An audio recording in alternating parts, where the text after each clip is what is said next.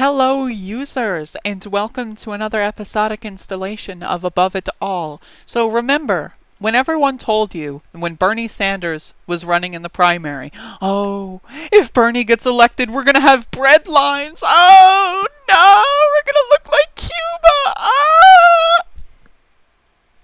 Flash forward a couple months. This is happening in every city in America. I've even seen breadlines in my own rural city. At one point, when I was, driving along the fucking road, I don't know how to drive, but, I was in the car when my family was driving, and I saw lines. And it's like, what are they for? Oh, they're breadlines because capitalism is failing. I remember when the pandemic first started and everyone was rushing to buy bread and there was no bread in any store and you had to go through a bread line in stores. In Walmart, you had to go to the back room and wait in line to get one loaf of bread. That was your maximum allotment, right?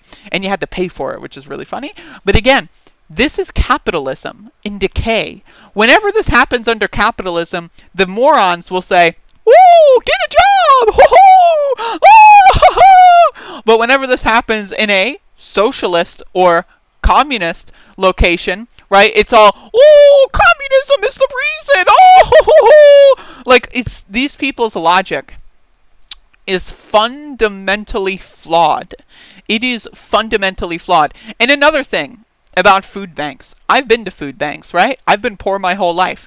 Food banks often do not give you the most nutritious food. That's one of the major problems with them. A lot of people give food to food banks that they don't want. One of the biggest things that I've noticed in my local food banks is desserts where like the icing, say a tray of cupcakes slips over and the icing gets stuck to the fucking thing. No one's gonna buy it, oh no, or like a rich person buys their fucking cupcakes and then the car hits a fucking bump and they fucking splatter the icing, so it's like, oh, I'll just send that to the food bank. Like, this is the problem, is that we do not have adequate nutrition in this fucking country. I think that I read a statistic where it's 6 or 7% of Americans get enough fiber every day. Like, what the fuck? Are you telling me 90% of Americans don't eat enough fiber? Why? Because we lack nutritional fucking education in this country, and we lack nutritional fucking foods. We lack everything in this country. I read a statistic a couple months ago where 20%, 1 in 5 children are starving, and then there's also an additional percentage of 20 or so that are just undernourished or malnourished, okay? This is ridiculous. But again, all the capitalists will tell you, oh, they need to get a job. Oh, bootstraps, baby, bootstraps. If you don't like America, then leave. But don't leave to a communist country, because then you're going to get breadlines. Oh, wait. Oh, they're so stupid. There was this one clip I saw a couple months ago, I don't remember if I made a video about it, where there was a bread line that went to the highway. There were cars parked up along a highway exit waiting to get their delivery of groceries. And it's just so sickening.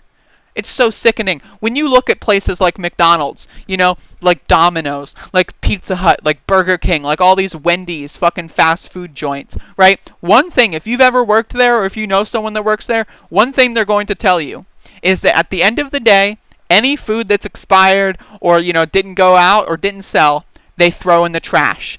I even got word from one of my friends that worked for McDonald's that said they would watch the dumpster for 30 minutes after throwing it away to make sure homeless people didn't go eat the food. Can you think about that for a second? We have minimum wage workers being paid to guard dumpsters of food so that starving people don't eat them for free.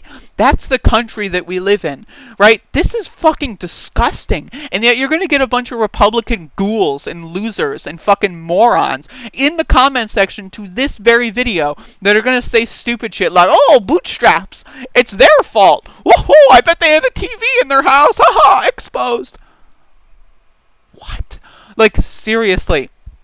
Again, just a small fraction, I think it's something like a couple $2 billion could end world hunger, right? Except here we have Jeff Bezos about to hit $200 billion in his net worth. Here we have Bill Gates about to hit whatever the fuck. Last time I heard he's at fucking 100 million or 100 billion rather. Something like that. These people are having more money combined than what could save the entire planet.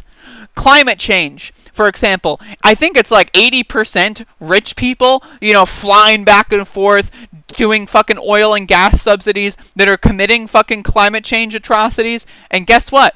They're already building their fucking underwater fucking sea labyrinths that they're gonna go hide in when the fucking world fucking falls apart, which is any minute now, by the way, right? Meanwhile, we have to deal with the problems. Look at fucking people in the Middle East. It's getting to the point where it's 50 to 60 degrees centigrade outside, and a lot of those countries don't have air conditioning. A lot of those countries don't have any, like, the luxuries that we have, that we are so thankful for in this country, and a lot of those people are dying. There are people in the United States who are dying of heat exhaustion.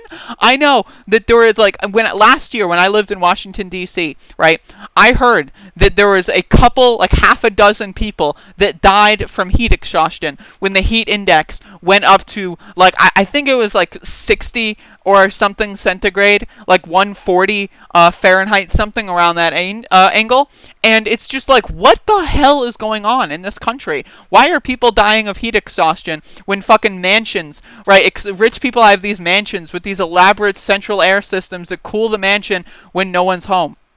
And yet we have people dying of heat exhaustion. This is a country running off the fucking tram lines. We are a subway train crashing through a fucking city because this is out of control. This is a disaster.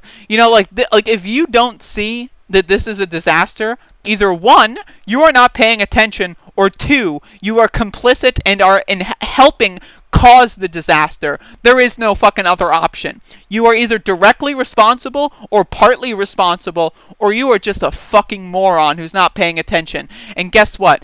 You know what? It's okay. If you are one of those things, you can just say, you know what? Maybe I should be a normal person. And then, be a normal person. But we all know that chances are you're not going to be. A lot of Republicans, a lot of stupid Democrats, when they get confronted on their awful policies and politics, they dig their heels in. They go like, Medicare for all is going to cost too much in a pandemic. We can't afford it. But it's okay that 70,000 people a year die before a pandemic. That's fine. But you're being mean to me. You're posting snake emojis on Twitter. They're dumb. They're delusional. They are your enemy. This is class warfare. And the sooner you realize that, the sooner we can get our fucking job done. Seriously, I cannot stand fucking politicians or people that align themselves with politicians. Okay? There is no politician that's going to save you. Okay? We need to go out and we need to help each other in the most efficient and safest way possible. Wear your masks. Use phones and telecommunications when necessary or when possible. This is a disaster. And the only thing that we can do to prevent this disaster is help each other. Because I guarantee you, when Biden is in there and the Democrats control the Senate, you are going to be disappointed yet again because they are not going to help us. They didn't help us in 2009. They're not going to help us in 2021. Get your fucking head out of your ass and get your shit fucking together.